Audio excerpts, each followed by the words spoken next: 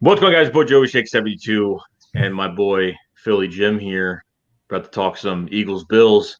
Eagles destroy the Bills 31-13 today. And this was a big collaborative effort by this Eagles team today. Over 200 yards on the ground today. And receivers actually did a very good job. And, Wentz made some really good decisions on the field today. Everyone put in the work defensively and offensively. I mean, there definitely is room to improve on this, but Philly Jim, just take it away, man, about this game in general. Yeah, I want to start with early in the game.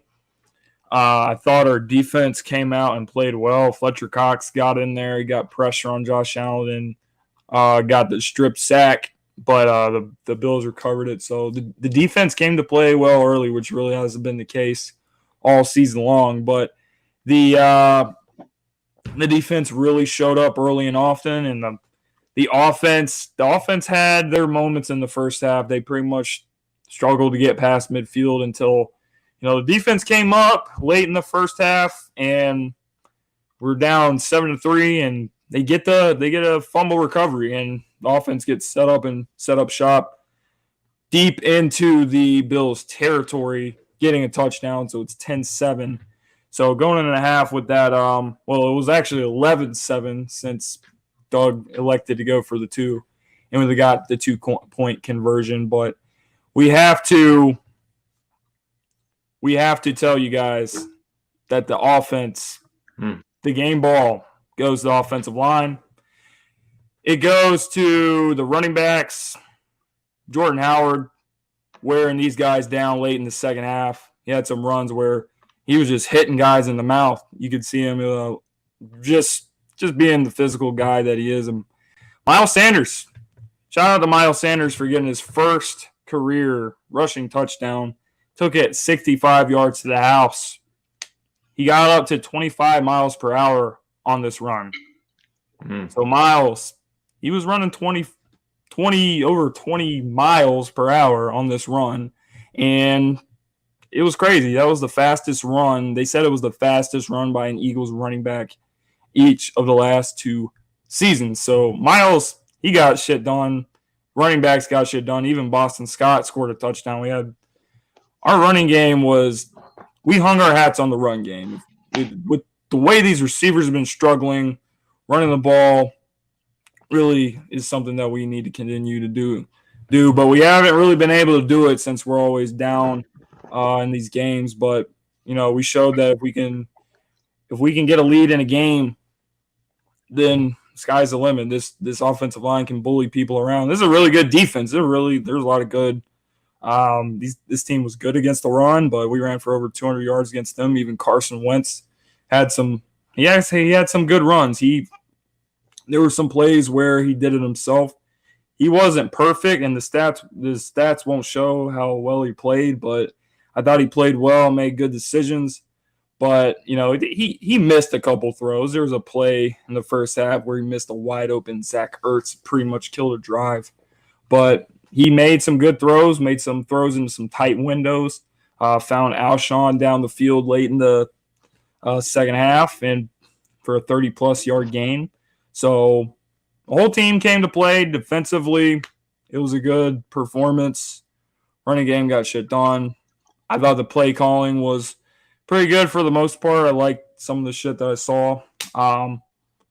Converted, picked up a lot of third downs, over 53% on third down. So the Eagles got a much needed win, and they're back in business. We're 4-4. Season's not dead yet. And you got the Chicago Bears coming in next week with Mitchell Trubisky, who is one of the worst QBs in the NFL. So we got a chance to get back above 500.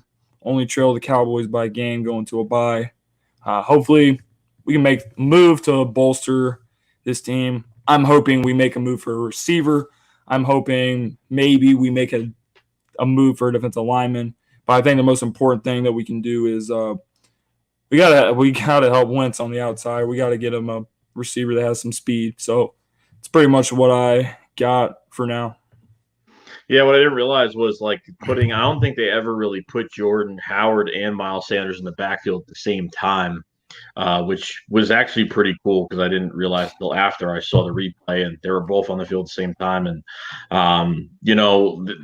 like it's great to have a run game because it opens the pass so much. Going downfield and getting these big long balls to Alshon Jeffrey down the field. I mean, really, the only problem we really had in this game was we couldn't keep the Bills off the field, really, because we pretty much gave them the first touchdown, 2 15-yard penalties. I think they were late hits.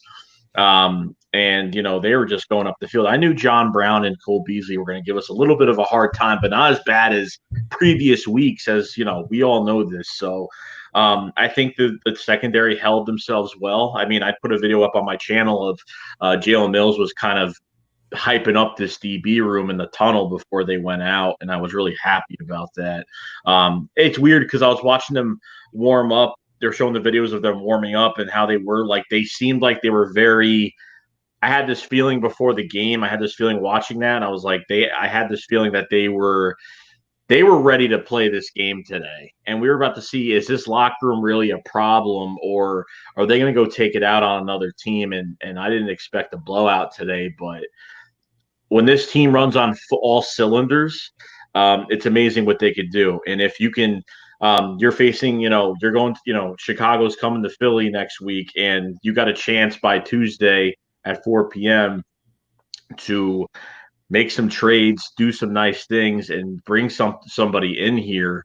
And I think what we are lacking, that I do agree with you, is having a deep threat, having that speed on the outside. Because really, all I really see out of these receivers right now is possession receivers. Okay, and Mac Hollins has done nothing in this game, did nothing at all today, had one penalty on special teams, and that was it. So Mac Hollins has got to just get off the field. And we all talked about, Nelson Aguilar could be a trade chip the next next day or two. So is Halapuli Vaitai. So is you never know. You really never know what could happen. But I feel like the front office does not trust Nelson Aguilar. I feel like they're really not going his way too much. All right, reverse screens or whatever. They did that a few times, and the Bills are going to catch on. So I don't know why Doug runs these plays more than twice. He ran it, I think, 3 times. I'm not sure. I think 3.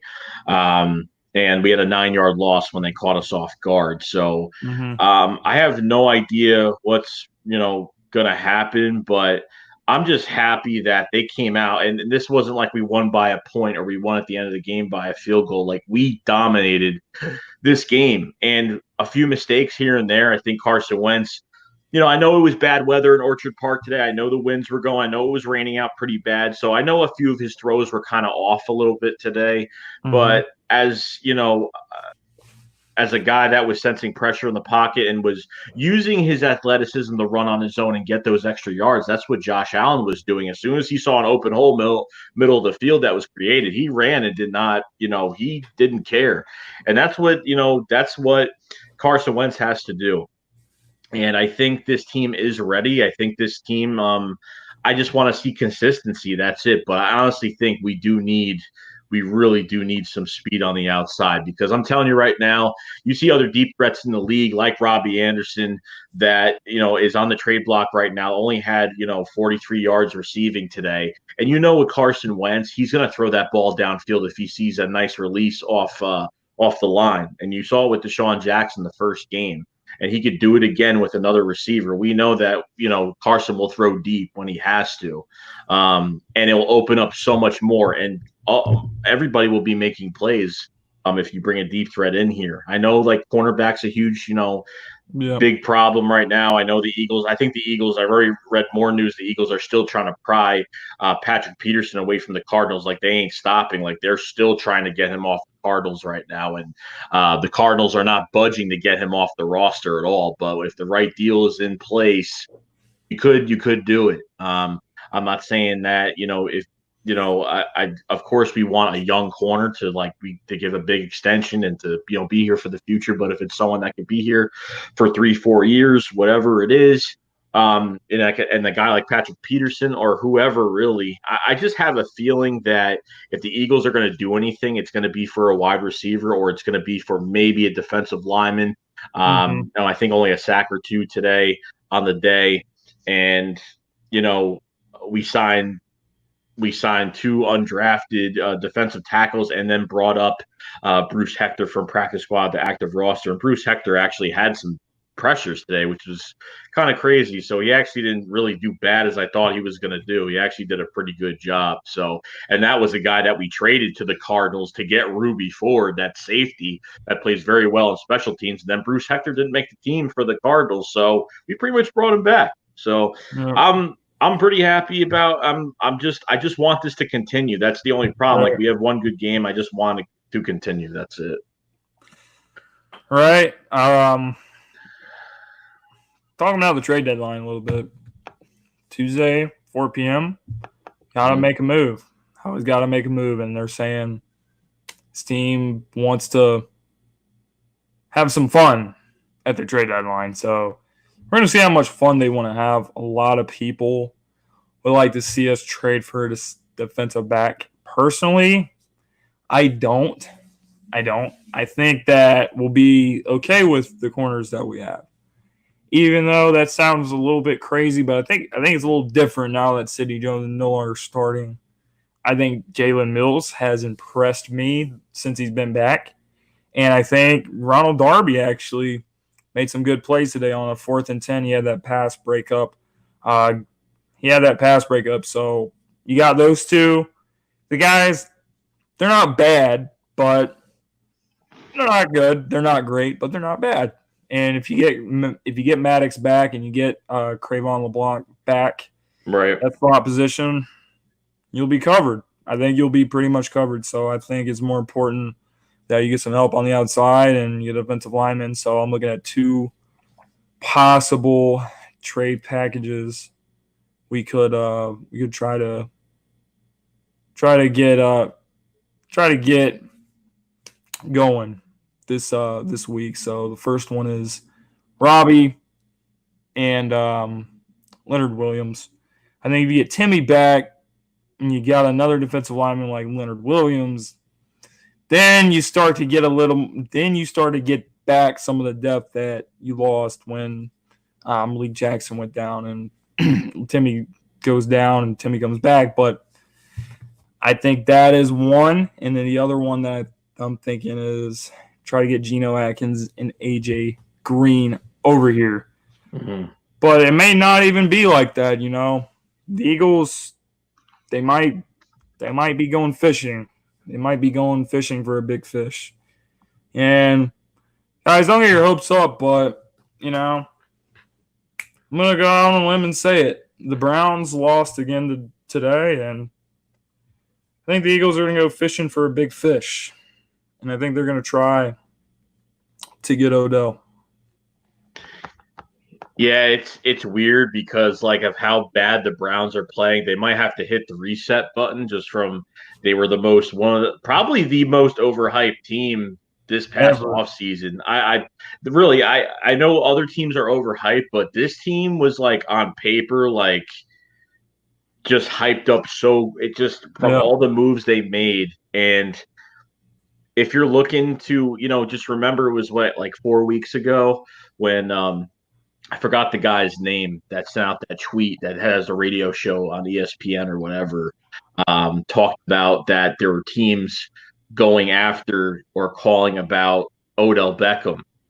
And we had, I think it was the Patriots, the 49ers, and the Eagles. Now, the 49ers already made a trade for a receiver, so we know that's true.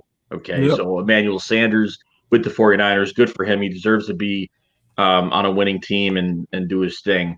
And I know, so Mohamed Sanu went to the Patriots, 2nd-round pick, and it is what it is. And the Eagles are pretty much left in the box right now to make some type of move. Now, we saw today, it was on television today, that the Eagles are going to have fun at the trade deadline. So that's why I'm thinking they're going to go outside the box, because everything you read doesn't a good example. We talked about it a million times, like the Jay Ajayi trade in 2017. Did we even expect that for a 4th-round pick? Probably not, because I woke up, you woke up, we're like, what the hell is going on? So if you were able to get somebody, AJ Green is a good player, but very hurt. But are you really going to give a first round pick for AJ Green? No. I don't think they're that stupid. But I honestly don't even want an injury prone wide receiver at this point. I mean, AJ Green is great. He deserves to be on another roster. You know, Right. and if he doesn't come to the Eagles, he deserves to be somewhere else other than fucking Cincinnati. So be good for him. But if we were to at least make a move and to acquire a guy, even if you grabbed a guy like Odell, I mean, if you pick up a speed receiver, just say you pick up Robbie Anderson, are you expecting Deshaun Jackson to be on IR? Are you expecting Nelson to be traded at the same time to where you could put Robbie? I don't know if you expect this, but to put Robbie in the slot or to keep Deshaun coming. I don't think Deshaun's coming back regardless. I don't even think he's coming back. I just maybe, but at this point, do you think Honestly, if the Eagles bring in a deep threat, do you think that Deshaun will be put on IR? honestly, I don't know. I don't even know what to say about with the Deshaun Jackson situation. I said this on my channel this week. I had a live stream. I feel like Deshaun Jackson screwed over the Philadelphia Eagles this year. Right. And the reason why I say that is, you know, how many years in a row has it been? This will probably be the third year in a row that us fans, we have been all over the Eagles medical staff. Why? Because their players always get hurt. And sometimes players are hurt and, they get shit treatment, stuff like that. So the medical staff has been blasted, and rightfully so. But the medical staff, when Deshaun Jackson got hurt against Atlanta, they were like, look, bro, you probably got a sports hernia. If you get the surgery now, you'll be back in 5 weeks. You'll be back in a little bit over a month. So if he would have got the surgery, then he probably would have been back against Dallas. Definitely would have played today. But he decided that, I'm Deshaun Jackson. I'm this cool motherfucker. And I'm tough and all of that shit, but I'm not gonna get the surgery. I'll just wait it out.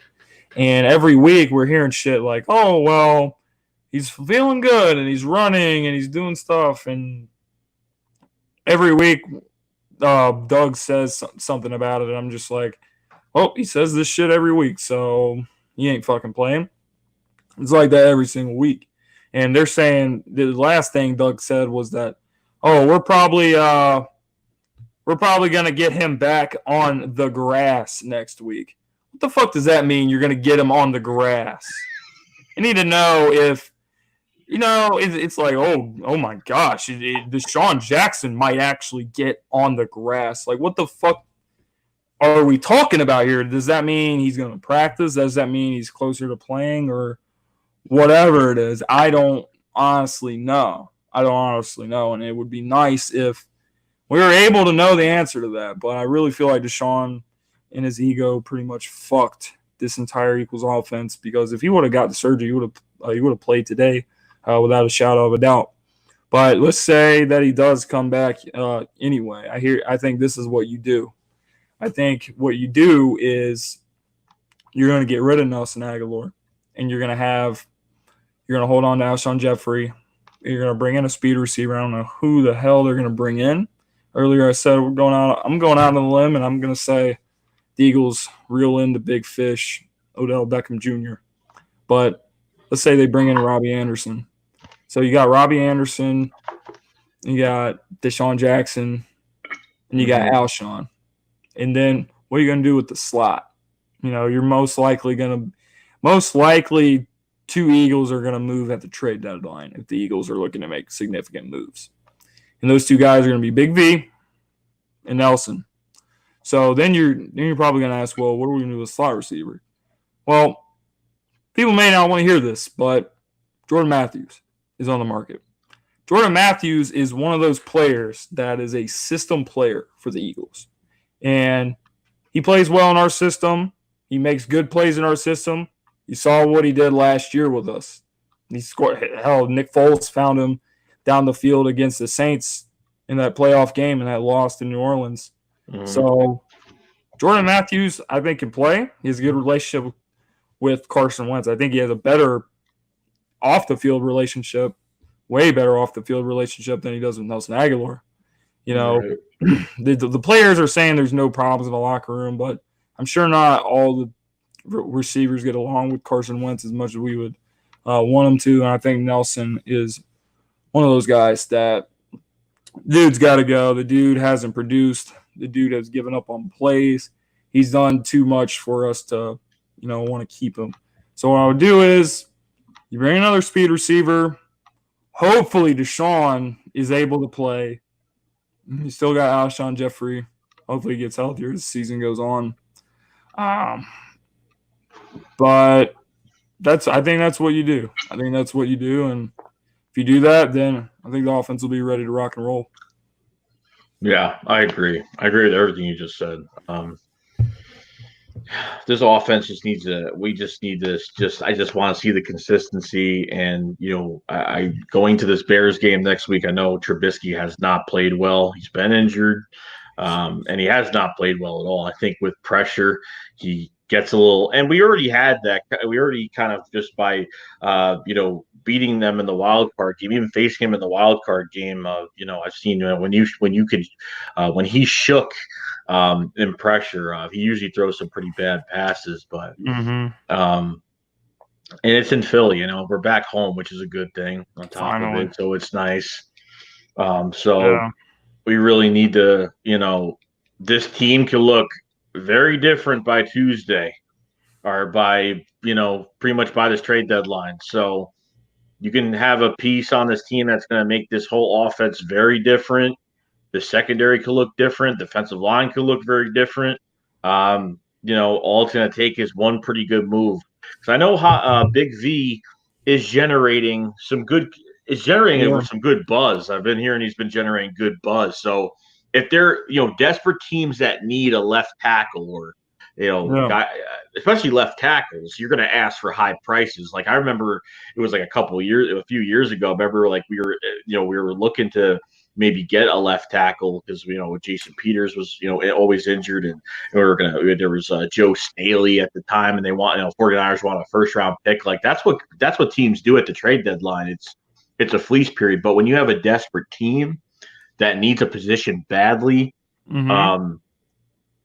you have a guy, you have to give up something, and a left tackle is very important. So from what I'm hearing, a lot of buzz for Big V. Browns have called the Giants for Nate Solder. The Giants have called the Browns have called the Redskins for Trent Williams, and they have called the Philadelphia Eagles about Big V. I don't think the Giants are getting rid of Nate Solder. I don't think they can really afford to lose a left tackle right now. And Trent Williams, I think Dan Snyder is not even letting him go at all because it's been talked about I don't know how many times. Yeah. So, and then, with Nelson Aguilar, I don't know how much you put him in a package. You do whatever you need to do. And, I'm not trying to – I don't want to feel like with Nelson Aguilar, like we're betraying him as like fans or whatnot. Like I know we like you have less of a heart than I do. Like as of like towards, what I mean. Like with I know what you're trying to say. You know what I mean. Like me, I'm like I feel bad because like 17 was a good year, 18 like he tried.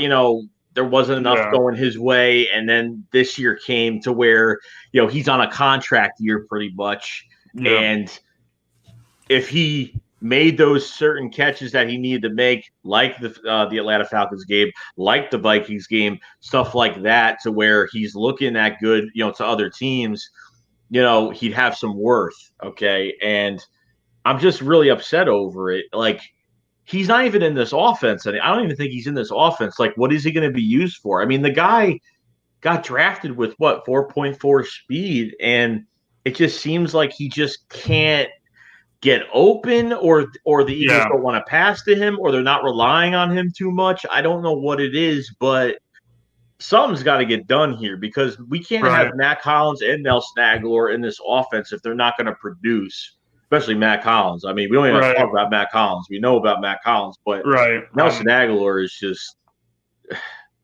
I just got to say something about Nelson Aguilar. Now, in the offseason, there's a lot of shit coming out about the Philadelphia Eagles wide receivers. Trade rumors started circulating around Nelson because they kept saying in OTAs, like in those 7-on-7s, they said J.J. Arcega-Whiteside was outplaying Nelson badly. So I thought that was more or less like the rookie was just really impressing people. So I pretty much got attacked on a video that I made because I was like, look, if this dude is getting outperformed this bad, he could be gone no matter how much people like him. And people forget about Nelson Aguilar. He was the last pick from the Chip Kelly regime in 2015. He was drafted with the 20th overall pick in the draft. Most of the time, if you draft a guy that high, you're hoping they could at least be one of the top receivers on your team. And let me explain something to you. When we brought him in, we lost Jeremy Maclin that offseason. He went to the Kansas City Chiefs. Jeremy Maclin was coming off of the best statistical year of his entire NFL career when he went to Kansas City. So pretty much we were trying to replace that production. So Chip Kelly and the Eagles front office and all the people that were in charge of that, they pretty much said, all right, this dude's from USC, got speed. Thought it was a good pick, but he pretty much played like shit. Mm-hmm. He's pretty much played like shit for the most of his career. He had a good year in 17. He had some good plays in 18. This year he's back to his old self. So it's just one of those things where I saw you put up a community post about it. The Eagles, they got to learn how to stop. And even us fans, even I'm guilty of it myself. I have my players that I like on the team. But facts are the facts. You can't be emotionally attached to players because at the end of the day, nobody's job is safe. Teams are always looking to make moves. So, if I was the Eagles right now, the way the Browns are, they're 2-5. I would try to get Odell Beckham Jr. And what I would do is I would say you can have Big V, you can have Nelson, you can have our first-round pick. They're desperate enough. They really need a left tackle. They get draft capital, and they get another wide receiver. So, Nelson has not lived up to what he should have lived up to. I consider him a bust. When you are drafted that high, and the best that you've ever been is like the fourth option. If we go back to 17, our receiving options. Our best receivers probably ranked, you would probably say Ertz, Jeffrey, Trey Burton, Aguilar, Torrey Smith. So he's like our fourth best receiver in 17. Made some big plays, and he deserves credit for that season. But you don't draft a dude this high.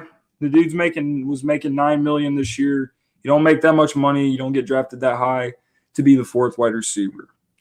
And he has had his chances to cash in and prove that he is worthy of an extension. The Eagles have been making a lot of moves with players restructuring their deals to get more cap space. And some people thought, look, we could be extending Nelson Aguilar. And I was one of the people that thought that was a possibility as well. But the guy he's pretty much fucking blown it in his contract year. So, I wouldn't be happier to see Nelson Aguilar leave and get Jordan Matthews back. I think we'd be better off, especially if we land another good wide receiver. I think it'll be fine. So, I'll see you later, Nelson. You're done. You're done. I defended him too. I defended him early in the season when he dropped that pass in Atlanta. I said, listen up. Listen, The dude, it's not his fault we lost the damn game. Yes, he dropped the game-winning pass, but did you see how we played for the whole fucking game? Did you see Corey Clement fumble on the second half kickoff? Did you see Carson Wentz throw interceptions to people when they were sitting down? Like, we did a lot of shit. It's not all on Nelson. And then things went from bad to worse with Nelson in the Detroit game, and then, you know, even in the Jets game, he's wide open. He gives up too much on plays.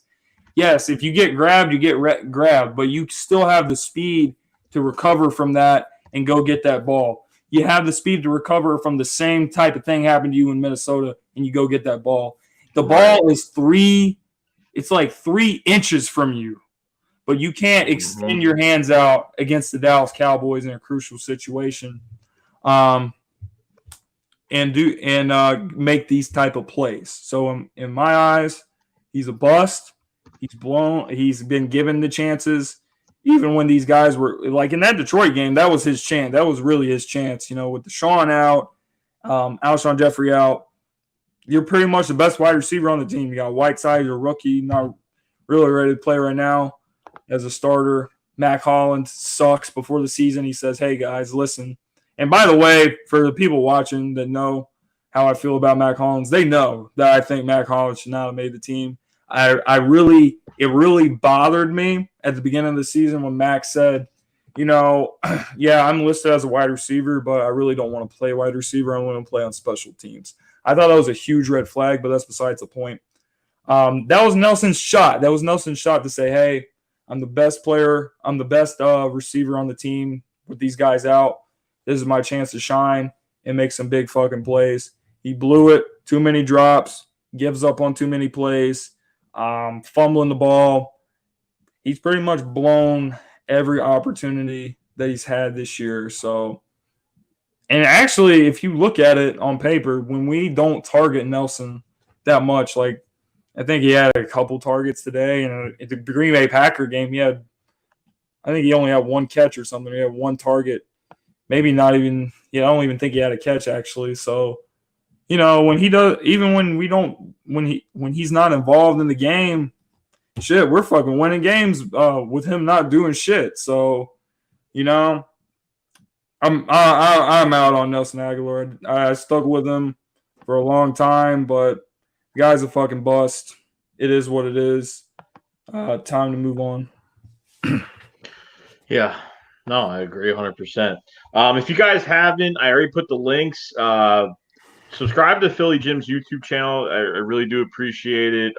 He's very close to 1,000 subscribers. He's worked his ass off, and I really do appreciate it. I already put both links to move up in the chat just a little bit.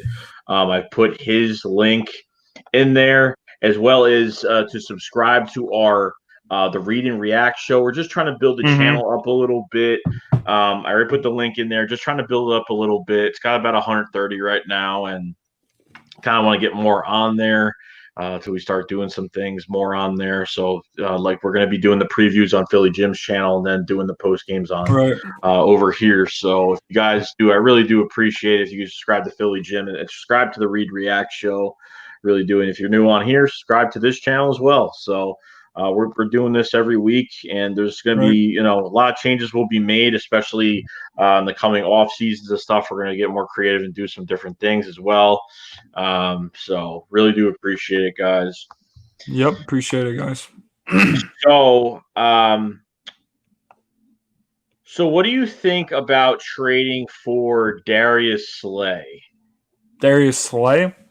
Well, I didn't know he was I didn't hear anything about him being available, but he's one of the best corners in the league. If we could get him, I'd be cool with it. But it's like I always say, man, with us getting healthier, and of course I'd love to add him, but it depends. I would like to add more speed on the outside, and I always say this about Carson Wentz. So what you have is 2 quarterbacks running this offense that have different skill sets. And it happened in Kansas City as well with Andy Reid when, he goes from having Alex Smith, and Alex Smith leaves and they trade him to Washington. And then they run a certain offense with Alex Smith, and it's a lot different than what they run with Patrick Mahomes, because Andy Reid says, hey, look, Patrick Mahomes has a powerful arm, so what we got to do is we got to surround this dude with speed, because speed receivers suit his skill set. And it's the same thing with the Philadelphia Eagles. They have Carson Wentz is like Patrick Mahomes, and they're running an Alex Smith offense with a Patrick Mahomes quarterback. So what I really would prefer is to add some more speed. But Darius Slay, good cornerback. So if we gave up something and got him, that would definitely catch my attention and raise some eyebrows. But guy's 28 years old. He's a Pro Bowl corner. I think he's been all pro at least once or twice in his career, maybe. So it would be cool. It would be cool. But I stand by what I say. I think the biggest need right now is a wide receiver.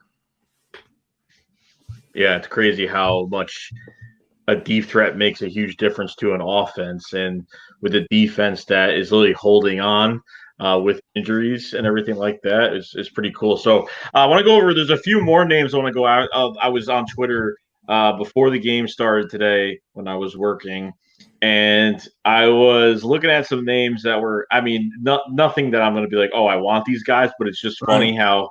So Josh Norman apparently might be dealt before the trade deadline, which I'm not surprised because no head coach anymore, and yeah, he's not good at all. I would not want him here.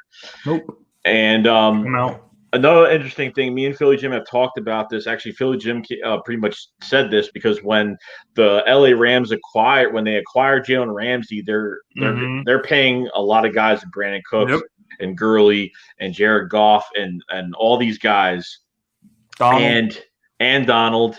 So what's happening is cornerback Aqib Talib will probably be dealt before the trade deadline, and it said other vets as well. So they might be getting rid of a few guys off that team. So hey, they have to. They might have no choice to free up cap room to give Ramsey his big deal.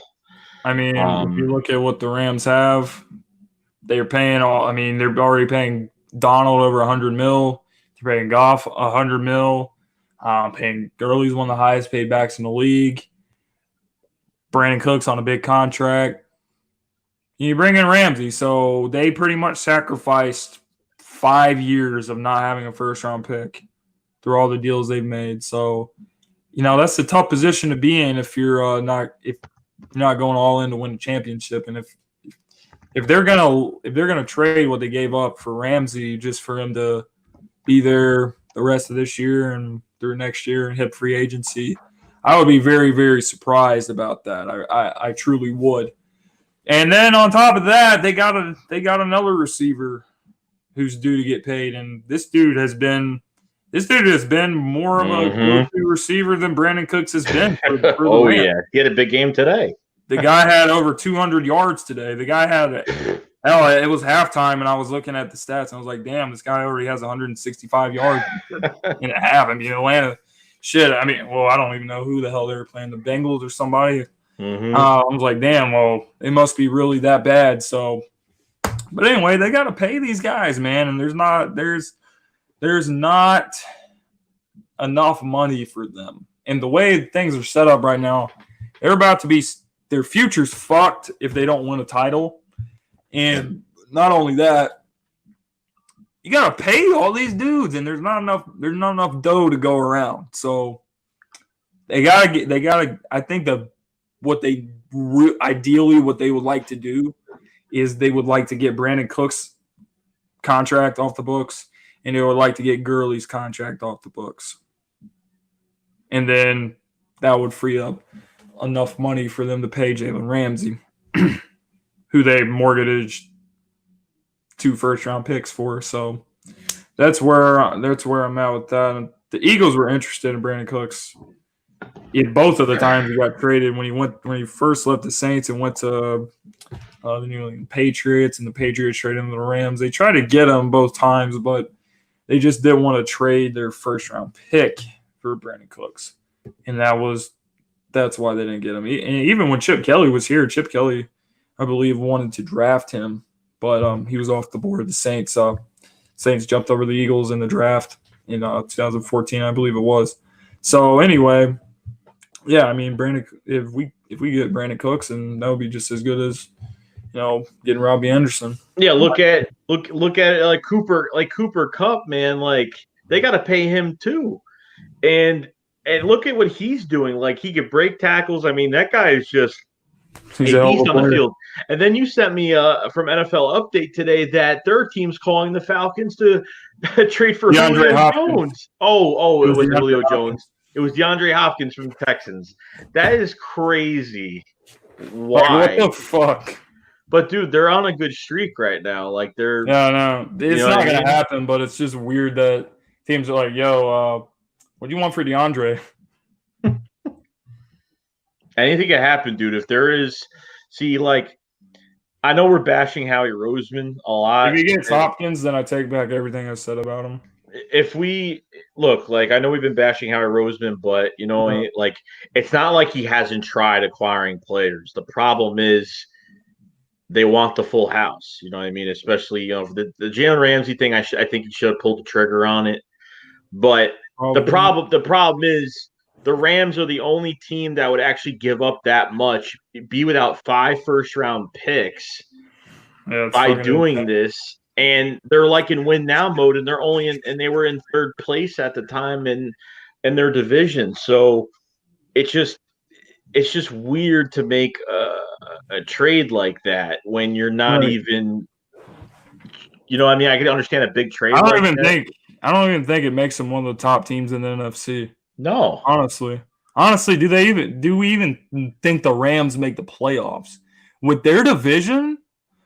No. With their division, I think the Rams are going to have to win a lot of games. They got to win a lot of games to get in.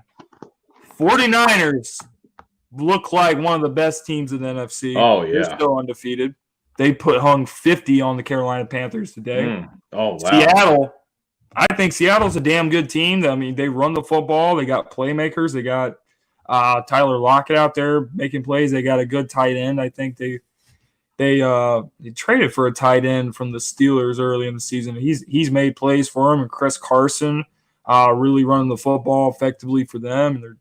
And their defense is kind of like ours. It's kind of iffy, but they got Clowney coming off the edge. They're a good team, and I think both of those teams are significantly ahead of the Rams. So what the Rams are pretty much hoping for is, damn, man, what the hell do we got to do to sneak into the dance? Like the Eagles snuck into the dance last year.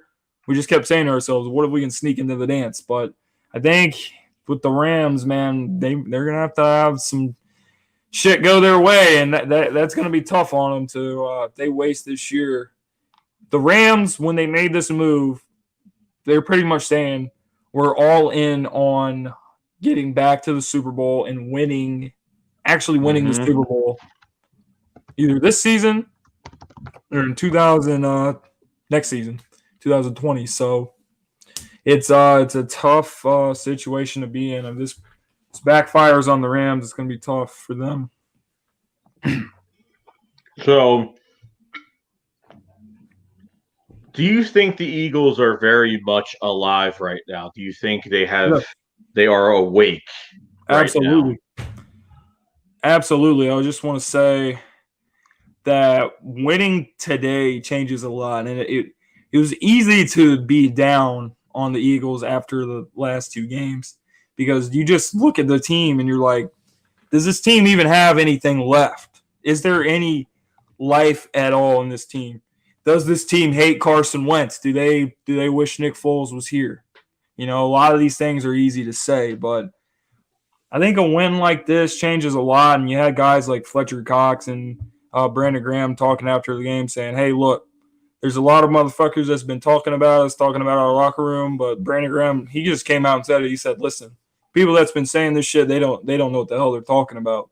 And I think the most important thing is I want to get on. We haven't talked about this yet, but let's go over Orlando Scandrick today. Now, let me start off by saying I think there is some truth to what Orlando was saying when he was on the show with Skip Bayless and Shannon Sharp. undisputed. So, I'm not saying – I don't think he was lying about everything he said. A lot of but he didn't say anything that no one ever already suggested. But there was a lot of shit that Orlando said that, I think there was a lot of holes in his arguments that he tried to make, and I'll go over that in a second. And then B, I think the shit that he was saying was beneficial to the Philadelphia Eagles because I think you could see it on the field today that like these guys were playing like they were fucking pissed off about something. And I think the shit that Orlando said kind of set them the fuck off. So let me get to some of the things that he said. Now, he started off on the show and he goes, hey, he said that he was used as a scapegoat after that loss to the Dallas Cowboys, which couldn't be further from the truth. Now, let me explain something that you guys already know. Okay? In the NFL, there are 53 roster spots on a team. And players get injured. And when players get injured, like Hassan Ridgeway, you got to be able to make room on the roster to like sign some guys and make some moves. And we had to sign some defensive tackles. And also, not only that, but dudes are getting healthier at the corner spot. So Orlando didn't make the team in the first place. So if you get guys like Avonte Maddox and you get guys like Cravon LeBlanc coming back into the mix, there's no room for him here. So that's just part of life. That's just part of the NFL. And the second thing he said, and I've kind of been on Malcolm Jenkins this year. I haven't liked everything I've seen from Malcolm Jenkins. I haven't liked all the comments he made. I heard him say, the team, his comments about how the team started playing differently when Nick Foles came in. I really didn't feel like he should have said that publicly, but that is what it is. I mean, he can say that because he was on the team last year when that happened, and I think a lot of people are looking too far into that. But he was pretty much just trying to say when Nick Foles came in, we just felt like we had to play better and we were depleted and guys had to step up on defense and we had to make things a lot more simple. But it's whatever. But Orlando Scandrick was on the show and he goes, well, Malcolm Jenkins this and Malcolm Jenkins that, and Malcolm Jenkins is not a good leader. And Malcolm Jenkins points the finger and Malcolm Jenkins does this. And Malcolm Jenkins, you're a two-time Super Bowl champ, and you're doing this shit, and blah, blah, blah, blah, blah. Well, let me tell you something right now. The Philadelphia Eagles Twitter account pretty much blasted Orlando Scandrick for these comments. Mm-hmm. They didn't even put the caption. They just uploaded a video. It was a mic'd up. Right. They have a mic hooked up to them during the game. You hear what they say. So there's a play where Malcolm forces a fumble, Dalvin Cook against the Vikings. And Orlando, he walks up to him on the sideline, and he says, hey, Malcolm, this is why you're the leader of this team, and blah, blah, blah. You're the captain of the defense, and you're a playmaker from start to – and then it's just like you just go on there because you got released. And the funniest shit, the shit that made me laugh that he said was after he left from Undisputed – he went across the hall on FS1, and he's talking to Colin Cowherd. And Colin asked him, he goes, hey, so you're a free agent. Do you still want to play? And he goes, no, I don't want to play anymore. I want to get into TV. In other words, if you get on someone's show and you say, hey, I'm done playing. I want to get into TV after saying you were used as a scapegoat after you were just playing a couple weeks ago, you're pretty much saying, look, I'm a scrub. I'm washed up. My career's over. So that's the shit that made me laugh the most. But you look at this Eagles team, I think that when we look back on this season, I think when Orlando went on there and talked all that shit, I think that's going to be the thing that turns us around. And then we do have some tough games coming up. I mean, the Chicago Bears, Mitchell Trubisky sucks. So, I mean, if we lose this game, I think we should be embarrassed. But make no mistake about it, the Chicago Bears, their defense is still one of the top defenses in the league. So we're going to have to bring the same energy we did against the Buffalo Bills defense. So, I mean, they still got Khalil Mack and all those guys out there, so it's not going to be anything easy, but we should definitely win that game. And then get much needed rest over the bye. And during that time, a lot of these guys that are hurt probably get some more time to get healthier. And then who else do you have coming into your house but the New England Patriots? And I said it before the season. I said it when the schedule came out. And I'm gonna say it one more time. When that game comes, that is gonna be the game. That is gonna be a game for Carson Wentz, because you think about Carson Wentz and people say he was bitter about Nick Foles and all that shit. Maybe he was, maybe he wasn't. Maybe people look in too much, but maybe they don't. But if I can sit here and tell you something right now, I think he's going to go into that game, and he's gonna play that game like it's his Super Bowl. He's going to play it like, look, I could have went in, and I could have beat this team as well. So I think we're going to start seeing some pissed off dogs. Number one, I think Jordan Howard's going to be the pissed off dog next week going against his former team. Mm-hmm. Fucking traded him for peanuts for a 6th-round pick. He's the best running back on their team. I don't care what people say about Tariq Cohen or dude they drafted, whoever the hell they drafted, Singletary or Montgomery or somebody. I don't give a shit about that. They didn't use Howard the way they should have. I think Howard's going to bust their ass in the mouth. And then the next week, Carson Wentz, that's his fucking Super Bowl. And I think he's going to come out. He's going to play lights out after the bye. And you got Russell Wilson. And you could somehow win the next 3 games, then you go from 3-4 to 7-4. And then your schedule gets hella easy. Then it's on. If you win this game if you win against the Bears next week, just think about the momentum. Like, the Patriots are coming to our house. They're going to be undefeated next week, so it doesn't matter. So they're going to come here undefeated, and the Eagles are going to have to prove something. And that's bulletin board material right there, that the Patriots are just pushing teams around like it's nothing. So I expect a fight out of that game, a brutal fight from the Eagles in that game, and I can't wait. I can't wait for that game. It's going to be, hopefully it's something special. So like I say, man. So if you think Carson Wentz doesn't have a chip on his shoulder from not going against his Patriots team that year, you're hell wrong, man. And I think he's going to come out, and that's going to be the pissed off dog, Carson Wentz, in that game. So Chris Mortensen of ESPN had something to say this morning about the Eagles, if losing or winning this game, where this whole thing, where everything would show up, if they would trade or what they're hearing around the league. So this is a quote from Chris Mortensen. Okay. That game is quote unquote, that game is key to how active I think the Eagles will be. At least people around the league believe this. General Manager Howie Roseman. If the Eagles should win this game against the Bills and get their record to 4-4 after a really good week of practice, they will be more active. If they lose, maybe a little less active. What could they use? They could use defensive backs, a defensive lineman, and even a vertical threat receiver. So watch out for the result of this game. That will measure the Eagles' aggressiveness. Right. So I also heard a report from Adam Kaplan from NFL Network that said the Eagles should add about 2 players before the deadline. He names Robbie Anderson and Chris Harris and Leonard Williams as the players to watch. Okay.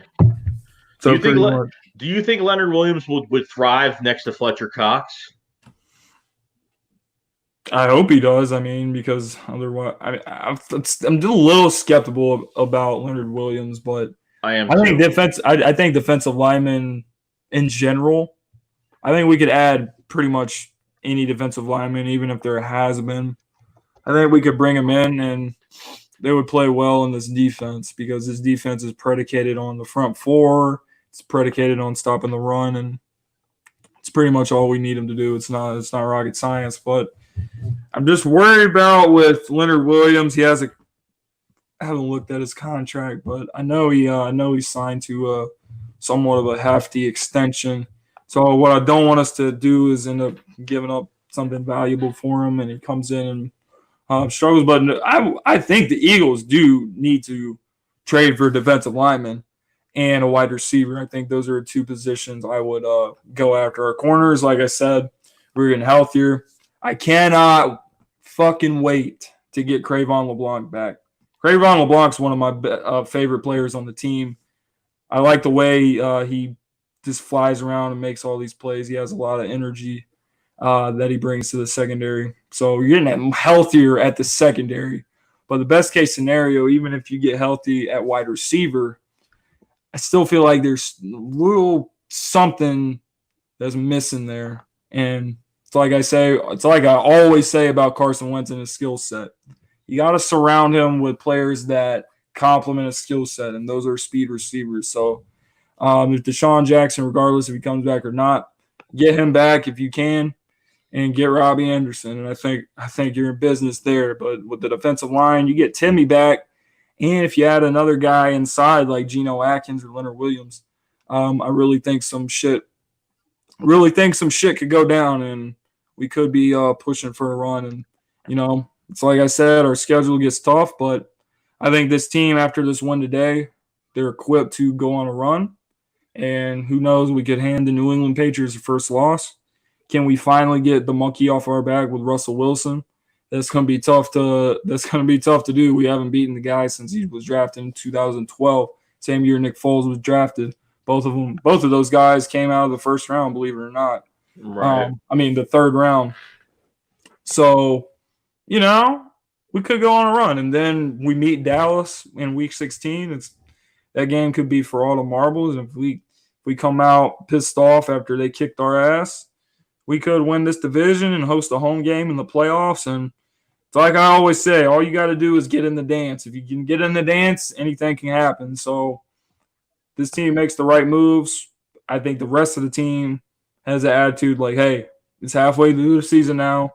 We're 500. We're not where we are supposed to be, and we're not where we wanted to be. But regardless, we're still here. Let's do it. That's it. I'm pretty much good. I think we've covered almost everything. I mean, we can go through speculation for hours and hours on end. So you're going to see a lot of trade rumors tomorrow. You're going to see a lot of stuff. So everybody's got to just stay calm and don't believe everything you read, but something will be brewing, and Howie will be on the phones next 48 hours. So, or next day and a half, I should say. Right. So watch out for what this team does. And if it's multiple moves, I could believe that the Eagles will try and do something, and they'll try to pull something. It could be something that we've read, or it could be something like you said, like, outside the box, like something trying to like get the big fish. Trying to get the big fish, right? And we're just going to have to see. So we're pretty much thinking deep threat receiver, defensive lineman, and a cornerback. So that's what I'm talking about. It just really depends. Like, I know the secondary is like, even seeing Ronald Darby make a few plays today, I was like, all right, cool. You know what I mean? Like, oh, Ronald Darby made a great play, and it's really hard to hear that because he never does and hasn't really. So, I'm glad that the Eagles extended Crayvon LeBlanc for another year, because if when he comes back this year, and God forbid, like he balls out, then you don't have to worry about losing him. And I think that's a vital piece to the nickel spot as well, is putting Crayvon LeBlanc back in there. I'm kind of just on the ropes with Sidney Jones, Rasul Douglas. Avonte Maddox is just, I don't think Avonte Maddox is horrible. Don't get me wrong. I think he's a good depth piece, but I don't know if, a lot of these guys aren't starting material. And you know what? It is what it is. I don't know what they're going to do with Jalen Mills after this year. I think he's a free agent after this year as well. See a brand new secondary by next year. I'm looking forward to see a brand new secondary next year. You know what I mean? And I know we were all giving up and like, oh, should we even pay Malcolm? Should he even get paid? Rodney McLeod's going to be gone, so someone else is going to have to step up at safety. We need to get younger at linebacker. We need a playmaker. We need a hard hitter at linebacker. We just need something there. And you know what? Depending on what's going on, the Eagles could be looking for a new defensive coordinator and a new offensive coordinator next year. So you never know. Probably will. I mean, because honestly, what my eyes are set on right now is if Jim Schwartz does get fired, honestly, Dan Quinn, if he gets fired from Atlanta, Dan Quinn can run this defense. Yeah, so I agree. I don't know, but hey, it is what it is. But other than that, I'm pretty much good. Yeah, I'm just gonna add one thing to your last point. I think Jim Schwartz has got to go. But if you ask me right now, who's the bigger problem, Groh or Schwartz? I'm going 1,000% on Mike fucking Groh. The guy, when he was, he worked at the University of Virginia. I think that's where it was. Yeah. His dad was the head coach, and his son was the offensive coordinator. And he fired his own fucking son because he was so bad at calling plays. He was a good receiver coach. He coached with Alshon Jeffrey and Brandon Marshall with the Bears. And then he coached our receivers in 2017, the Super Bowl year. And then fucking Frank Reich had to go, and the Eagles hired from within. And that was a huge fucking mistake. We should have got somebody that's worth the shit. We need to get somebody. I think Doug Peterson's a good coach. I think he's a good coach. But I think what he needs is – I definitely don't think Doug's the problem. He needs an experienced coordinator. He needs a dude beside him that can help him out. And I think there's dudes out there. Even Jay Gruden, who was the Redskins coach, even when he was the offensive coordinator, him and the dude that's the head coach of the Vikings, they were coordinators in Cincinnati. Mike Zimmer, yeah. Right. Zimmer was the DC, and, Gruden was OC, and Gruden, he did some good things with Andy Dalton. So if he can do good things with Andy Dalton, I think he can do good things with Carson Wentz as a coordinator. He already has experience as a head coach as well. So I think we got to get an OC that's worth the shit, that knows how to call plays, that has experience. That's not just a receiver coach that got fired by his own fucking dad because he sucked in college. And mind you that, the dude coached in the ACC. I mean, other than Clemson, who's fucking good in that conference? Nobody. And you got fucking fired. So Mike Groh sucks. Jim Schwartz still got to go, but let's not act like Mike Groh is not like the true problem in Philadelphia. I mean, he can fucking go, man. I mean, I'll get a box for him right now to pack his shit, and he can head out of there. Like I've been done with him since I even thought he was a problem last year, but then I thought to myself, well, Carson Wentz is coming off the torn ACL, so they probably are just limiting the playbook so he doesn't get hurt. Well, same bullshit's happening this year. Other than today there was some good plays, and there's been a few games where there's some good plays called, but there's been a lot of damn games that there's been some shitty plays called. And I blame that on Mike Groh, shitty preparation. He can get the fuck out. Bro, they're treating the players the way they treat the coaches, the same way. Sentimental value, sentimental emotional value, upgrade and promote from within the organization. Go out and get somebody. Why do you have to, be close to somebody? I worked really well with him. I he's my friend. I'm going to just hire him as an OC because, we work well together, but doesn't mean he's going to be doing well. I mean, Mike Groh will never get an OC job anywhere. It doesn't matter. This will be he might as well go back to being a positional coach at this point. Mike Groh might as well go back to being a fucking equipment manager, scrubbing footballs, put wings on my helmet before the fucking game and shit. The dude doesn't belong anywhere near being a coach. The guy, I'm sorry, guys, but I can't stand the fucking dude. When I listen And it's not just about the shit on the field. Have you ever listened to Mike Groh at a press conference? The shit he says is like, you can tell this guy doesn't know what the fuck he's doing. Last week I was listening to his press conference. You want to know what he said about Mac Hollins? He goes, if you look at the game, well, Mac Hollins ran some good routes. Are you fucking kidding me? Like that's the best you can come up with? I remember he said that. Watch the film. He ran some good routes. I'm just like, Mike Groh, please don't. If you're going to say some shit, please just bullshit and at least try to sound a little bit smart.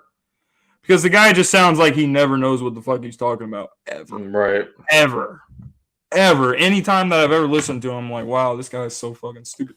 I want him to fuck out of Philadelphia. I wish he would have got fired after the Cowboys game because, the guy just fucking blows. I really, really, it's been a long time since I wanted a coach out of Philadelphia this bad. Probably haven't wanted a coach out this bad since Billy Davis was the defensive coordinator with Chip Kelly. I fucking hated me some Billy Davis as much as I hate me some fucking Mike Groh.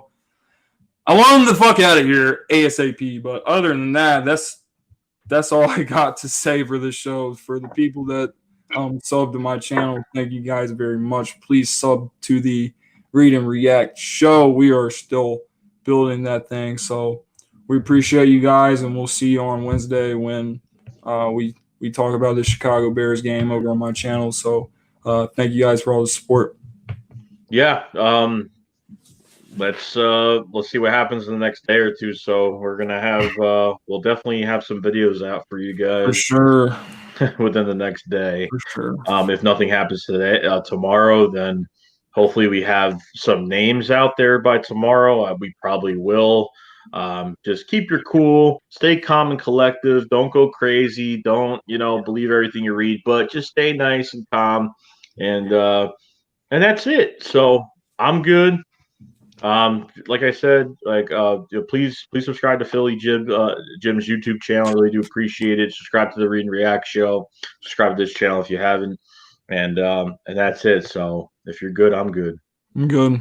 All right. We'll see you guys later. All right. And we'll be back to you guys. Shea Spot up. Finals 5, guys.